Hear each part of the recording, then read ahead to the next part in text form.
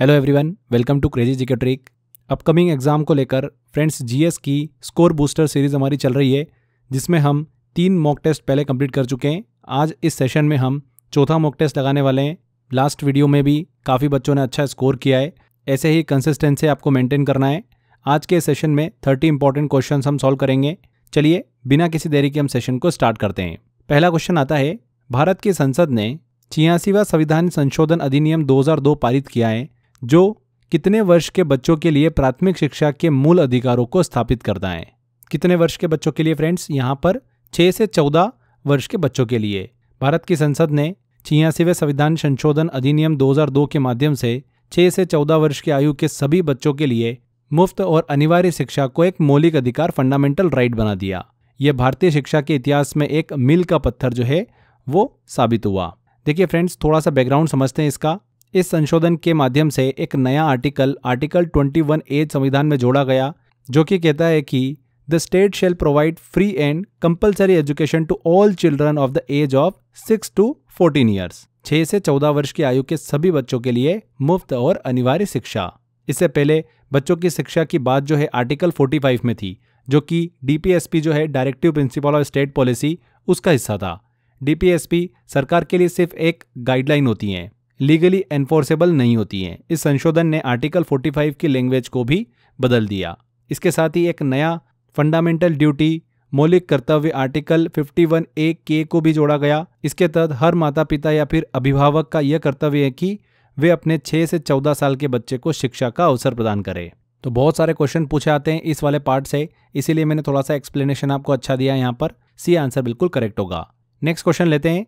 निम्नलिखित में से कौन सा कथन साइक्लोस्टोमेटा समूह का सबसे सटीक वर्णन करता है?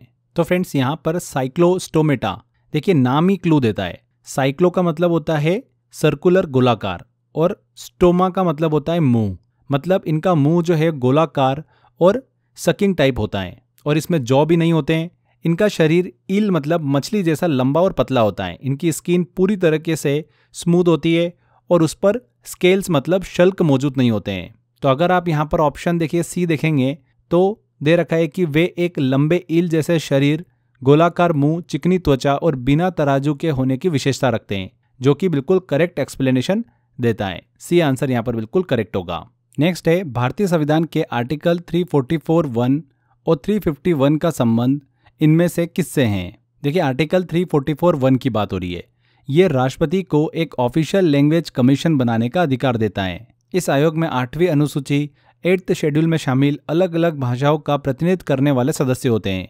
आर्टिकल 351 की बात करें तो ये केंद्र सरकार यूनियन गवर्नमेंट को निर्देश देता है कि वह हिंदी भाषा का विकास और प्रसार करे। और अगर हम 8वीं अनुसूची की बात करें फ्रेंड्स, तो इसमें भारत की 22 मान्यता प्राप्त भाषाएं जो है वो शामिल हैं।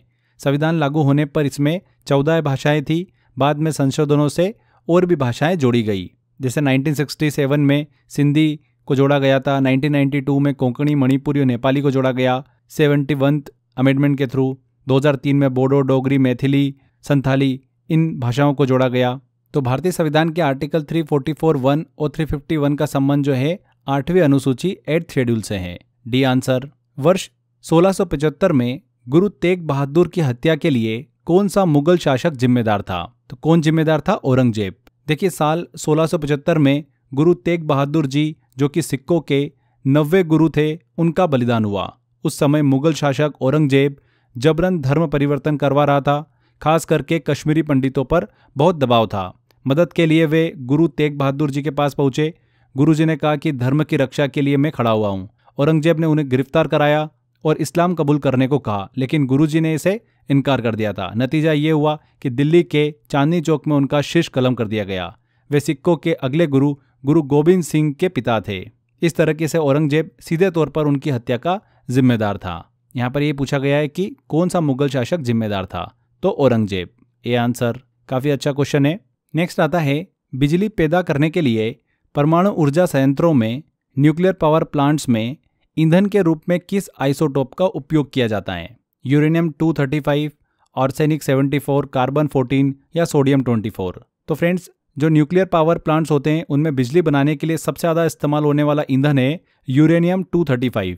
इसमें होती है न्यूक्लियर फ्यूजन प्रक्रिया प्रोसेस, जब एक न्यूट्रॉन यूरेनियम 235 के न्यूक्लियस से टकराता है तो वो 2 छोटे हिस्सों में टूट जाता है और बहुत ज़्यादा एनर्जी जो है वो निकलती है।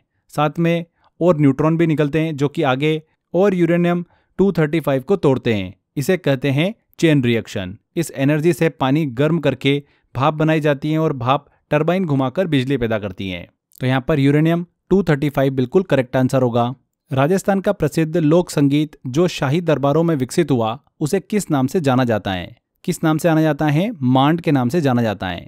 बहुत बार एग्जाम में क्वेश्चन पूछा जाता है। ये मांड राजस्थान की एक खास गायन शैली है जो कि राजपूतों के शाही दरबारों में विकसित हुई है। ये कोई एक गीत नहीं बल्कि पूरी गायकी की स्टाइल है। इसमें वीरता, महिमा और श्रृंगार का वर्णन किया जाता था। इसकी खासियत यह है कि इसमें क्लासिकल म्यूजिक का भी टच है और साथ ही लोक संगीत का फ्लेवर भी है। आपने एक बहुत ही मशहूर गीत सुना होगा, केसरिया बालम आवो नी पधारो मारे देश। इसी मांड शैली का एक हिस्सा है। इस लोक संगीत की बात करें तो इसके जो फेमस इंस्ट्रूमेंट है वो कौन से हैं? सारंगी, ढोलक, कमायचा, ये सभी इस्तेमाल होते हैं। यहाँ पर मांड डी आंसर बिल्कुल करेक्ट होगा।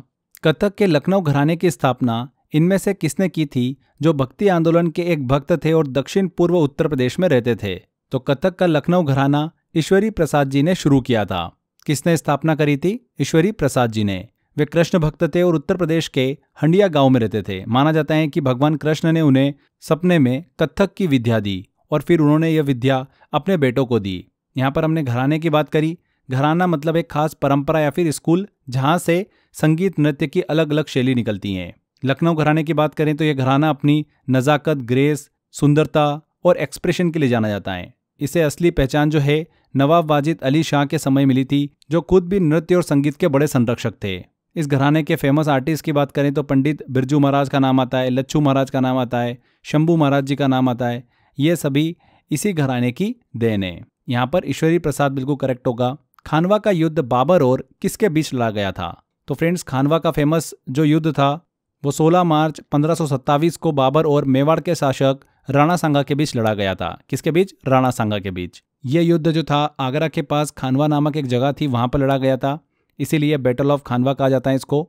अब बात यह थी कि यह युद्ध पानीपत की पहली लड़ाई से भी ज़्यादा निर्णायक था क्योंकि इसी जीत से बाबर की सत्ता उत्तर भारत में मजबूत हो गई थी। थोड़ा बैकग्राउंड समझें तो 1526 में पानीपत में बाबर ने इब्राहिम लोदी को हरा दिया था और दिल्ली पर कब्जा कर लिया था। लेकिन उसकी असली चुनौती जो थी ना वो राणा सांगा थे, जिन्होंने राजपूतों का मजबूत गठबंधन जो है वो बना लिया था। इस युद्ध में बाबर ने अपनी सेना का मनोबल बढ़ाने के लिए इसे जिहाद घोषित किया और तोपखाने और नई युद्ध तकनीकें जो है वो इस्तेमाल की थी। राणा सांगा की हार के बाद राजपूतों का प्रभाव कम हो गया था और मुगल साम्राज्य का रास्ता साफ हो गया था। तो खानवा का युद्ध बाबर और राणा सांगा के बीच में लड़ा गया था। D answer. नेक्स्ट आता है अल नीनो एक जलवायु पैटर्न है जो किस महासागर में सतह के पानी के असामान्य गर्म होने का वर्णन करता है? किस महासागर में? पैसिफिक ओशियन, प्रशांत महासागर में। देखिए, अल नीनो एक जलवायु घटना है। इसमें पैसिफिक ओशियन के मध्य और पूर्वी हिस्से में सतही पानी जो है वो असामान्य रूप से गर्म हो जाता है।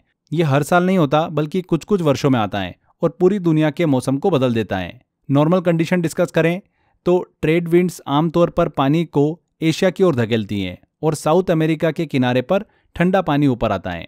अल नीनो के दौरान ये हवाएं कमजोर पड़ जाती हैं और गर्म पानी वापस साउथ अमेरिका के तट तक फैल जाता है। इसका असर पूरी दुनिया भर में दिखता है, कहीं पर सूखा, कहीं पर बाढ़, और भारत में अक्सर कमजोर मानसून देखने को यहाँ पर मिलता है। इसके अपोजिट इवेंट होता है ला नीना, जिसमें यही पानी असामान्य रूप से ठंडा हो जाता है। ला नीना वाले सालों में भारत में सामान्य से ज़्यादा बारिश हो सकती है। तो अल नीनो एक जलवायु पैटर्न है जो किस महासागर में सतह के पानी के असामान्य गर्म होने का वर्णन करता है? पैसिफिक ओशियन में, प्रशांत महासागर में। अगला आता है भारत का सबसे पुराना फुटबॉल टूर्नामेंट डूरंट कप पहली बार कहां पर आयोजित हुआ था? तो डूरंट कप भारत और एशिया का सबसे पुराना फुटबॉल टूर्नामेंट है। इसकी शुरुआत 1888 में शिमला में हुई थी। इसे शुरू किया था सर मॉर्टिमर डूरंट ने, जो उस समय ब्रिटिश इंडिया के फॉरेन सेक्रेटरी थे। शुरू में टूर्नामेंट ब्रिटिश सैनिकों के मनोरंजन और स्वास्थ्य के लिए शुरू हुआ था। उस समय शिमला ब्रिटिश इंडिया की समर कैपिटल थी, इसलिए पहला आयोजन यहीं पर ही हुआ था। और पहला विजेता था कौन? Royal Scott फ्यूसिलियर्स। 1940 में इसे दिल्ली में शिफ्ट कर दिया गया, इसीलिए कई लोग इसे दिल्ली से जोड़ते हैं। आजकल ये टूर्नामेंट भारत के अलग अलग शहरों में होता है, जिसमें कोलकाता मुख्य मेजबान शहर रहा है। पहली बार कहाँ पर आयोजन हुआ था? शिमला में इसका आयोजन हुआ था। B answer. यहाँ पर दोस्तों हम आगे बढ़ें उससे पहले एक छोटी सी इन्फॉर्मेशन है आप सभी के लिए। आने वाले टाइम में जैसे कि हम सभी को पता ही है कि बहुत सारी एग्ज़ाम लाइनअप है। एसएससी CHSL की एग्ज़ाम होने वाली है, CGL की एग्ज़ाम होने वाली है, दिल्ली कांस्टेबल का पेपर होने वाला है, MTS का पेपर होने वाला है, UPSI का पेपर होने वाला है। तो इन सभी एग्ज़ाम्स को ध्यान में रखते हुए हमने लास्ट टाइम रिवीजन के हिसाब से आपके लिए एग्ज़ाम वाइज स्पेशल पैकेज हमने प्लान किए हैं। इसमें आपको GS के प्रीवियस ईयर क्वेश्चंस के वन लाइनर दिए हुए हैं एंड मोस्ट एक्सपेक्टेड क्वेश्चन के वन लाइनर हमने ऐड करके दे रखे हैं। इसके अलावा अलग अलग सब्जेक्ट्स के हमने आपको लास्ट टाइम प्रैक्टिस के लिए ई बुक प्रोवाइड करी है। मैथ्स, इंग्लिश, रीजनिंग, इनके टॉपिक वाइज हमने ई बुक आपको प्रोवाइड करी है। फुल लेंथ एग्जाम के हिसाब से हमने आपको मॉक टेस्ट भी दिए प्रैक्टिस के लिए। करंट अफेयर के लिए हमने पिछले 2 साल का आपको करंट अफेयर प्रोवाइड करा है, जिससे करंट अफेयर का हमारा क्वेश्चन एक भी गलत नहीं होगा। बात करें प्राइस की तो मात्र 30 से 50 रुपये के बीच में इनका प्राइस होने वाला है। बहुत ही नॉमिनल रखा है। आप इसको एनरोल कर सकते हैं। कहाँ से करेंगे? इसके लिए दिए गए नंबर पर भी आप कॉल कर सकते हैं and crazy GK trick application download कर लीजिएगा। वहाँ पर आपको ऑप्शन मिल जाएगा। इस वीडियो के डिस्क्रिप्शन बॉक्स और कमेंट बॉक्स में भी लिंक दे रखा है, वहाँ पर क्लिक कर भी आप सीधे एनरोल कर सकते हैं। तो एक छोटी सी इन्फॉर्मेशन थी आप सभी के लिए। एक एक नंबर बहुत इंपॉर्टेंट होता है। एक एक नंबर से सिलेक्शन जो है वो रुक जाता है। तो जितना हो सके हमको एफर्ट्स लगाने हैं। तो मेरी तरफ से जो मैंने बेस्ट रहा आपको इन पैकेज में प्रोवाइड किया है, तो ज़्यादा से ज़्यादा बच्चे इसको एनरोल कर सकते हैं। तो एक छोटी सी अपडेट थी आप सभी के लिए। चलिए वापस आते हैं लेक्चर पर। अगला आता है क्वेश्चन, हिंदुस्तानी संगीत प्रणाली में इनमें से किसको दिन के अलग अलग घंटों और अलग अलग मौसमों के लिए आवंटित किया जाता है? तो हिंदुस्तानी क्लासिकल म्यूजिक में हर राग का अपना समय और कभी कभी मौसम भी तय होता है। इसे कहते हैं राग समय चक्र, टाइम थ्योरी। माना जाता है कि अगर राग को उसके सही समय पर गाया जाए तो उसका असर और ज़्यादा गहरा होता है। एग्जाम्पल के तौर पर सुबह के समय राग भैरव, तोड़ी, शाम के समय पर राग यमन, भूपाली, मानसून के समय राग मल्लार। राग सिर्फ नोट्स का सेट नहीं होता है बल्कि पूरा एक ढांचा होता है जो कि मूड और रस पैदा करता है। यही वजह है कि ये संगीत को प्रकृति और इंसान की भावनाओं से कनेक्ट करता है। तो हिंदुस्तानी संगीत प्रणाली में राग को दिन के अलग अलग घंटों और अलग अलग मौसमों के लिए आवंटित किया जाता है। नेक्स्ट आता है, किसने प्रस्तावित किया था कि प्रकाश लाइट जो है तरंगों से बना है जो उसके संचलन की दिशा के लंबवत प्रसारित होती हैं, परपेंडिकुलर। तो क्रिस्टियन ह्यूजेंस जो एक डच साइंटिस्ट थे, उन्होंने 17वीं सदी में वेव थ्योरी ऑफ लाइट दी थी। उनका मानना था कि लाइट वेव्स मतलब तरंगों से बनी है। शुरुआत में उन्होंने इसे साउंड वेव्स की तरह लॉन्गिट्यूडनल बताया, लेकिन बाद में फ्रेनल और यंग ने साबित किया कि ये ट्रांसवर्स होती हैं, यानी तरंगे अपनी प्रोपोगेशन डायरेक्शन के परपेंडिकुलर कंपन करती हैं। उस समय न्यूटन लाइट को कण मतलब पार्टिकल मानते थे, लेकिन ह्यूजेंस की वेव थ्योरी से रिफ्लेक्शन, रिफ्रैक्शन और डिफ्रैक्शन जैसी घटनाओं को बेहतर तरीके से समझाया जा सका। तो किसने प्रस्तावित किया था? क्रिस्टियन ह्यूजेंस ने। B answer. 10 अप्रैल 2023 को किस राज्य से वाइब्रेंट विलेज प्रोग्राम लॉन्च किया गया था? तो 10 अप्रैल 2023 को केंद्रीय गृह मंत्री अमित शाह जी ने अरुणाचल प्रदेश के किबिथु गांव से वाइब्रेंट विलेज प्रोग्राम को लॉन्च किया था। किबिथु भारत का एकदम सबसे पूर्वी गांव है जो कि चीन सीमा के बहुत ही नज़दीक है, इसलिए यहाँ से लॉन्च करना एक स्ट्रेटेजिक रूप से बहुत ही महत्वपूर्ण था। इस प्रोग्राम का मकसद था सीमावर्ती गांवों में सड़क, बिजली और पानी जैसी सुविधाएं पहुंचाना, लोगों के लिए रोजगार के मौके पैदा करना, गांवों से पलायन को रोकना और सीमा सुरक्षा मजबूत करना। ये योजना 4 राज्यों और 1 केंद्र शासित प्रदेश में लागू हुई है, अरुणाचल प्रदेश, सिक्किम, उत्तराखंड, हिमाचल प्रदेश और लद्दाख। यहाँ पर अरुणाचल प्रदेश करेक्ट होगा। अगला क्वेश्चन है, अश्वारोही खेलों में मतलब घुड़सवारी के खेल जो होते हैं इंग्लिश में बोला जाता है इक्वेस्ट्रियन स्पोर्ट्स। तो घुड़सवारी के खेल में इनमें से क्या तब होता है जब एक घोड़ा या फिर सवार कूदते समय बाधा का वह हिस्सा गिरा देता है जो उसकी ऊंचाई तय करता है? तो घुड़सवारी के खेल खास करके शो जंपिंग में अगर घोड़ा या फिर सवार कूदते समय किसी बाधा ऑब्स्टिकल का डंडा अगर पोल गिरा दे तो उसे नॉकडाउन कहते हैं। नॉकडाउन होने पर राइडर को पेनल्टी पॉइंट्स मिलते हैं। खेल का असली मकसद होता है कि पूरा कोर्स बिना गलती और बिना किसी डंडे को गिराए पूरा करना। शो जंपिंग में कई अलग अलग ऑब्स्टिकल लगाए जाते हैं। हर ऑब्स्टिकल के पोल्स हल्के से रखे हुए होते हैं ताकि जरा सा छूने पर भी वो गिर जाए और गलती साफ दिख सके, और आपको बहुत ही अच्छे से क्लीन तरीके से परफॉर्म करना होता है। तो यहाँ पर उसे क्या कहा जाता है? नॉकडाउन कहा जाता है। D answer. नेक्स्ट क्वेश्चन आता है, निम्नलिखित में से कौन सी पहाड़ियां भारत के सबसे पूर्वी भाग में स्थित हैं? कौन सी पहाड़ियां? पटकाई बूम पहाड़ियां। ये अरुणाचल प्रदेश में स्थित हैं और भारत म्यांमार की अंतर्राष्ट्रीय सीमा का हिस्सा हैं, इसीलिए ये भारत के सबसे ईस्टर्न पहाड़ों में गिनी जाती हैं। जब हिमालय अरुणाचल प्रदेश में अचानक मोड़ लेते हैं और दक्षिण की तरफ फैल जाते हैं तो इन्हें पूर्वांचल पहाड़ियां कहा जाता है। इसी पूर्वांचल रेंज में आती है Patkai hills, Naga hills, Mizo hills और मणिपुर हिल्स। तो यहाँ पर ए आंसर। नेक्स्ट आता है, राजस्व घाटे रेवेन्यू डेफिसिट को कम करने के लिए सरकार द्वारा निम्नलिखित में से कौन से उपाय अपनाए जा सकते हैं? Providing freebies, increasing subsidies, increasing money supply या टैक्स रिफॉर्म्स। तो रेवेन्यू डेफिसिट तब होता है जब सरकार का रोजमर्रा का खर्चा जो है, रेवेन्यू एक्सपेंडिचर, उसकी रोजमर्रा की कमाई रेवेन्यू रिसीट से ज़्यादा हो जाती है। मतलब रेवेन्यू डेफिसिट इक्वल टू क्या होगा? Revenue expenditure minus revenue receipts. इसे कम करने की दो ही तरीके होते हैं, सरकार की कमाई बढ़ाना और गैर ज़रूरी खर्चे घटाना। और इसके लिए टैक्स रिफॉर्म जो होते हैं यानी टैक्स सुधार सरकार की कमाई बढ़ाने का सबसे सीधा तरीका है। इसमें टैक्स चोरी रोकना, टैक्स बेस बढ़ाना और टैक्स सिस्टम को आसान बनाना शामिल होता है। जब कमाई बढ़ती है तो डेफिसिट अपने आप कम हो जाता है। रेवेन्यू डेफिसिट जो होता है अच्छा नहीं माना जाता, क्योंकि इसका मतलब है कि सरकार अपनी बेसिक ज़रूरतें भी उधार लेकर पूरी कर रही है। तो यहाँ पर tax reforms, D answer correct होगा। अंतरिक्ष से प्रवेश करने पर उल्कापिंड वायुमंडल की किस परत में जल जाते हैं? एटमॉस्फेयर की कौन सी लेयर है जहाँ पर मेट्रॉइड जो होते हैं वो बर्न हो जाते हैं? तो जब कोई मेट्रॉइड्स उल्कापिंड तेज गति से धरती के वातावरण में घुसता है तो मेसोस्फीयर जो होता है लेयर, वहाँ में हवा के कणों से वो टकराता है। फ्रिक्शन की वजह से उल्कापिंड जलने लगता है। ऐसी कंडीशन में हमें आकाश में जो चमकती लकीर दिखती है उसे हम क्या कहते हैं? शूटिंग स्टार कहते हैं या फिर टूटता हुआ तारा कहते हैं। मेसोस्फीयर जो होता है हमारे लिए एक प्रोटेक्टिव शील्ड की तरह काम करता है, जो ज़्यादातर उल्कापिंडों को जमीन तक पहुंचने से पहले ही नष्ट कर देता है। अगर हम देखिए एटमॉस्फेयर की परतों को देखें, सबसे नीचे होती है ट्रोपोस्फेयर, शोभ मंडल, मौसम यहीं पर ही बनता है। उसके बाद जस्ट ऊपर आती है हमारी स्ट्रेटोस्फेयर, समताप मंडल, ओजोन परत यहीं पर ही होती है। फिर आता है मेसोस्फेयर, उल्कापिंड यहीं पर ही चलते हैं।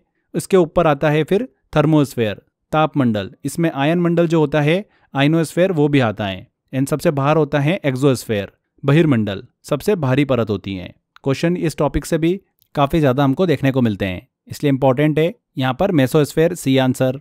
नेक्स्ट आता है, निम्नलिखित में से किस त्योहार का अर्थ merry making of the gods है? किस त्योहार का अर्थ है लाई हरोबा? लाई का मतलब होता है देवता, गॉड, और हरोबा का मतलब होता है आनंद मनाना। यानी लाई हरोबा का जो अर्थ हुआ वो देवताओं का आनंद उत्सव हुआ, merry making of the gods. ये त्योहार मुख्य रूप से मणिपुर में मेइती समुदाय द्वारा मनाया जाता है। इसमें पारंपरिक नृत्य, संगीत और अनुष्ठानों के जरिए देवताओं को प्रसन्न किया जाता है। सबसे इंटरेस्टिंग, इस त्योहार में माइबीस नृत्य के जरिए सृष्टि की रचना की कहानियां सुनाई जाती हैं, जो कि बहुत ज़्यादा फेमस हैं। यहाँ पर लाई हरोबा, सी आंसर। भारत का पहला राज्य कौन सा है जिसने पशुधन खेती को आधिकारिक रूप से कृषि का दर्जा दिया है? लाइव स्टॉक फार्मिंग को, पशुधन खेती को। तो महाराष्ट्र भारत का पहला ऐसा राज्य बना जिसने लाइव स्टॉक फार्मिंग, पशुधन खेती को एग्रीकल्चर, कृषि का दर्जा दिया है। यह फैसला साल 2015 में लिया गया था। इसका फायदा क्या हुआ कि पशुपालकों को भी किसानों की तरह सस्ते कृषि ऋण, बहुत ही चिप एग्रीकल्चर लोन मिलने लगे, सरकारी सब्सिडीज और योजनाओं के लिए पात्र हो गए। इससे डेयरी और पशुधन उद्योग को बढ़ावा मिला और किसानों की आय में भी सुधार हुआ। कौन सा राज्य है? महाराष्ट्र। पहला स्वतंत्र विशेष बल संयुक्त अभ्यास एक्सरसाइज टाइगर क्लॉ भारत और किस देश की वायुसेना के बीच आयोजित किया गया था? तो एक्सरसाइज टाइगर क्लॉ की बात करें, भारत और अमेरिका की एयरफोर्स के बीच हुआ पहला स्वतंत्र स्पेशल फोर्सेस अभ्यास था। इसमें भारत की ओर से गरुड़ स्पेशल फोर्सेस ने हिस्सा लिया। ये जो एक्सरसाइज हुई ये उत्तर प्रदेश में हुई है, उत्तर प्रदेश के चंडीनगर बागपत में। इसका मकसद था दोनों देशों की स्पेशल फोर्सेस की कोऑर्डिनेशन, कॉम्बैट स्किल और ऑपरेशनल रेडीनेस को मजबूत करना। यहाँ पर यूनाइटेड स्टेट करेक्ट होगा। हाल ही में भारत के किस स्थल को यूनेस्को की विश्व धरोहर सूची में जोड़ा गया है? मुगल गार्डन, विजयनगर के मंदिर, दक्कन सल्तनत के स्मारक या मराठाओं के किले? बहुत अच्छा क्वेश्चन है। जुलाई 2025 में मराठाओं के किले, फोर्ट्स ऑफ मराठास को यूनेस्को वर्ल्ड हेरिटेज लिस्ट में शामिल किया गया। यह भारत का 43वां विश्व धरोहर स्थल बना है। इसमें महाराष्ट्र और तमिलनाडु में फैले 12 किलों का समूह शामिल है, जो मराठा शासकों की सैन्य रणनीति और वास्तुकला को दर्शाते हैं। इसमें अगर प्रमुख किलों की बात करें तो शिवनेरी किला है, जो कि छत्रपति शिवाजी महाराज का जन्म स्थान है। रायगढ़ किला है, मराठा साम्राज्य की राजधानी रही। प्रतापगढ़ किला, सिंधुदुर्ग किला, जिंजी किला तमिलनाडु का, ऐसे कुछ फेमस किले हैं जो कि इस समूह में शामिल हैं। यहाँ पर forts of Marathas. D answer. Wimbledon 2025 पुरुष एकल का खिताब किसने जीता है? तो इटली के यानिक सिनर ने विंबलडन 2025 मेन सिंगल का टाइटल अपने नाम किया था। फाइनल में उन्होंने स्पेन के कार्लोस अल्कराज को हराया है। ये उनके करियर का पहला विंबलडन खिताब है। देखिए, विंबलडन से रिलेटेड मैंने एक डेडिकेटेड वीडियो बना रखा है जहां पर मैंने ट्रिक्स आपको बताया हुआ है। तो मेन सिंगल और वुमेन सिंगल से क्वेश्चन जो है वो देखने को मिल जाते हैं। साल में 4 ग्रैंड स्लैम टेनिस टूर्नामेंट होते हैं, तो सारे विनर का नाम आपको याद रखना है। यहाँ पर यानिक सिनर बिल्कुल करेक्ट होगा। D answer. भारत की वन एयरपोर्ट वन प्रोडक्ट पहल कहाँ पर लॉन्च की गई? तो वन एयरपोर्ट वन प्रोडक्ट पहल को तूतीकोरिन तमिलनाडु में नए एयरपोर्ट टर्मिनल के उद्घाटन के साथ ही लॉन्च किया गया। इसका मकसद है लोकल प्रोडक्ट्स को बढ़ावा देना और स्थानीय कारीगर, फार्मर्स और सेल्फ हेल्प ग्रुप्स को सशक्त बनाना। उदाहरण के तौर पर तूतीकोरिन से सी फूड, केले और ताड़ से बने उत्पाद के निर्यात को बढ़ावा मिलेगा। तो वन एयरपोर्ट वन प्रोडक्ट पहल कहाँ से लॉन्च की गई? तूतीकोरिन एयरपोर्ट तमिलनाडु से। B answer. ये आईपी एड्रेस 132.156.132.156 किस नेटवर्क क्लास का है? देखिए, किसी भी आईपी एड्रेस की क्लास उसके पहले जो ऑक्टेट होते हैं, पहला नंबर उससे तय होता है। यहाँ पर पहला नंबर है 132। क्लास बी की रेंज होती है 128 से 191। अब 132 है तो जो कि इसी रेंज में आता है, इसलिए यह क्लास बी का आईपी एड्रेस है। क्लास ए की बात करें तो 1 से लेकर 126 तक के होते हैं। क्लास बी में 128 से 191 और यहाँ पर 132 ही पूछा है। तो ये आईपी एड्रेस किस नेटवर्क क्लास का है? क्लास बी का। क्लास ए बहुत ही बड़े नेटवर्क होते हैं, क्लास बी मध्य से बड़े नेटवर्क होते हैं और क्लास सी जो होते हैं वो छोटे नेटवर्क होते हैं। अगला आता है विधवा पुनर्विवाह संघ 1861 के संस्थापक के रूप में किसे जाना जाता है? तो विडो रीमैरिज एसोसिएशन 1861 की स्थापना विष्णु शास्त्री पंडित ने की थी, लेकिन महादेव गोविंद रनाडे इसके सबसे बड़े नेता और प्रचारक बने। उन्होंने विधवा पुनर्विवाह आंदोलन को पूरे समाज में लोकप्रिय बनाया और विधवाओं के अधिकारों के लिए लगातार संघर्ष किया। इसीलिए महादेव गोविंद रनाडे को विधवा पुनर्विवाह संघ 1861 के संस्थापक के रूप में जाना जाता है। D answer. Standard archery competition में प्रयुक्त होने वाले लक्ष्य में कितने वृत्त क्षेत्र होते हैं? How many circular zones? तो स्टैंडर्ड आर्चरी के टारगेट की बात करें तो उसमें 10 सर्कल होते हैं। हर सर्कल एक स्कोरिंग जोन होता है। सेंटर से बाहर की ओर 10 से लेकर 1 अंक तक दिए जाते हैं। ये जो 10 सर्कल होते हैं 5 रंगों में बटे होते हैं, gold, red, blue, black and white. सबसे अंदर वाले 10 पॉइंट रिंग के अंदर एक छोटा सा एक्स रिंग भी होता है, ये भी 10 अंक का ही होता है, लेकिन टाई ब्रेकर के लिए ये इस्तेमाल होता है बेसिकली। तो यहाँ पर 10 सी आंसर। 2025 का रेमन मैग्सेसे पुरस्कार किसने जीता है? किसने जीता है? एजुकेट गर्ल्स ने। एक नॉन प्रॉफिट ऑर्गेनाइजेशन को रेमन मैग्सेसे 2025 पुरस्कार दिया गया। इस संस्था ने ग्रामीण इलाकों की आउट ऑफ स्कूल गर्ल्स को शिक्षा की मुख्य धारा से जोड़ने में बेहतरीन काम किया है। रेमन मैग्सेसे अवार्ड को एशिया नोबेल प्राइज के रूप में भी जाना जाता है। यहाँ पर educate girls B answer correct होगा। यदि कोई कंप्यूटर सिस्टम खराब हो जाता है तो इसका पता लगाने के लिए इनमें से किसका उपयोग किया जा सकता है? System software, system analysis, system diagnostics या कंट्रोल पैनल। तो जैसे कि डॉक्टर बीमारी डिटेक्ट करने के लिए डायग्नोसिस करते हैं, वैसे कंप्यूटर की प्रॉब्लम पता लगाने के लिए सिस्टम डायग्नोस्टिक्स इस्तेमाल होते हैं। ये टूल्स हार्डवेयर और सॉफ्टवेयर की टेस्टिंग करके बताते हैं कि दिक्कत कहाँ पर है, रैम, हार्ड डिस्क, प्रोसेसर या फिर मदरबोर्ड में। तो यहाँ पर सिस्टम डायग्नोस्टिक्स सी आंसर। दक्षिण भारत के पहाड़ी क्षेत्रों में मौजूद निम्नलिखित कौन सी मिट्टी इस क्षेत्र को चाय और कॉफी की कृषि के लिए उपयुक्त बनाती है? कौन सी मिट्टी? Laterite soil. साउथ इंडिया के हिली एरियाज जैसे कि वेस्टर्न घाट्स की बात करें, कर्नाटक, केरल, तमिलनाडु, यहाँ पर लेटराइट मिट्टी पाई जाती है। ये मिट्टी एसिडिक नेचर की होती है, इसमें आयरन, एल्यूमिनियम अधिक होता है। खास करके टी, कॉफ़ी प्लांटेशन के लिए सबसे सूटेबल मानी जाती हैं। तो इसलिए लेटराइट सॉइल बिल्कुल सही ऑप्शन है। अगला आता है निम्नलिखित में से कौन सा वक्र कर्व रोजगार और महंगाई के बीच संबंध दिखाता है? Relation between employment and inflation. तो वो है फिलिप कर्व।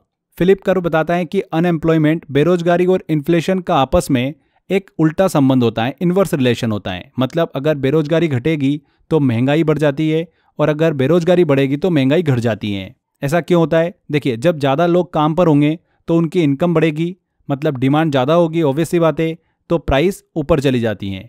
वहीं अगर बेरोजगारी ज़्यादा है, मतलब डिमांड कम है, इसका मतलब होता है कि महंगाई भी कम रहती है। 1970 में स्टैगफ्लेशन देखा गया था जब बेरोजगारी और महंगाई दोनों बढ़ गए थे। इसलिए आज माना जाता है कि फ्लिप कर्व जो है सिर्फ शॉर्ट रन में सही है, लॉन्ग रन में सही नहीं माना जाता। लॉफर कर्व यहाँ पे ऑप्शन में दे रखा है, ये टैक्स रेट और टैक्स रेवेन्यू के बीच रिलेशन बताता है। जे कर्व करेंसी डिवेल्यूएशन और ट्रेड बैलेंस का असर बताता है। और ऑकुन का नियम जो है बेरोजगारी और जीडीपी ग्रोथ का संबंध बताता है। तो फिलिप कर्व बिल्कुल करेक्ट आंसर है।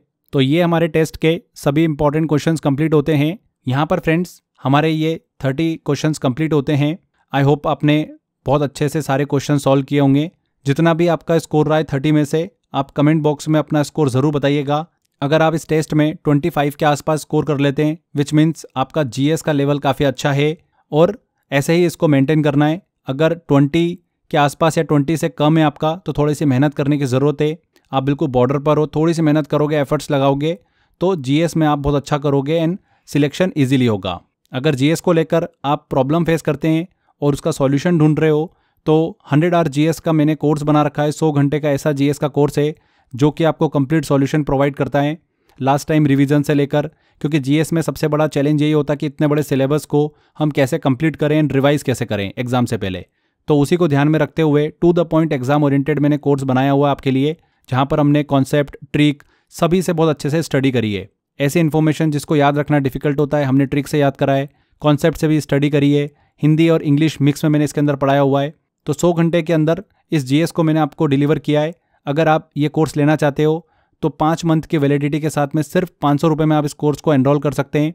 2 साल की वैलिडिटी के लिए लेना है तो 999 में आप इस कोर्स को एनरोल कर पाएंगे।